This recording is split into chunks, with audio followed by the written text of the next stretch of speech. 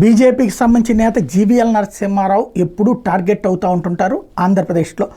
తాజాగా మద్యం స్కామ్లో బీజేపీ మాజీ ఎంపీ జీవీఎల్ వంటి క్యాప్షన్తో వెబ్ మీడియాలోని కొన్ని విభాగాల ద్వారా పూర్తిగా నకిలీ బూటకపు నిరాధారమైన కల్పిత మరియు ప్రేరేపిత నివేదికలు ప్రచారంలో ఉన్నాయని నాకు తెలియవచ్చింది.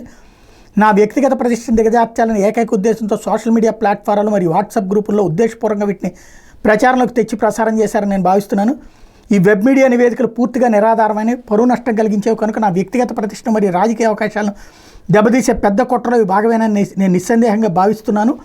నా ప్రతిష్టను దిగజార్చడానికి ఉద్దేశించినటువంటి దుష్ప్రచారాలను, దిగజారుడు రాతలు మరియు ప్రసారాలను చాలా తీవ్రంగా పరిగణించాలని భావిస్తూ అటువంటి ప్రచురణ చేసే వాళ్ళందరి మీద చట్ట ప్రకారం తగిన క్రిమినల్ మరియు ఇతర చట్టపరమైన చర్యలను ప్రారంభించాలని నేను సంకల్పిస్తున్నాను. ఈ నకిలీ మరియు కల్పిత కథనాలు ఫేస్బుక్ మరియు ఇతర సోషల్ మీడియా ప్లాట్ఫామ్లో సర్క్యులేట్ చేస్తున్న వ్యక్తులు మరియు వాట్సాప్ గ్రూపుల నిర్వాహకుల మీద వివిధ చట్టాల ప్రకారం క్రిమినల్ మరియు ఇతర చట్టపరమైన చర్యలు ప్రారంభించాలని కూడా నేను భావిస్తున్నాను.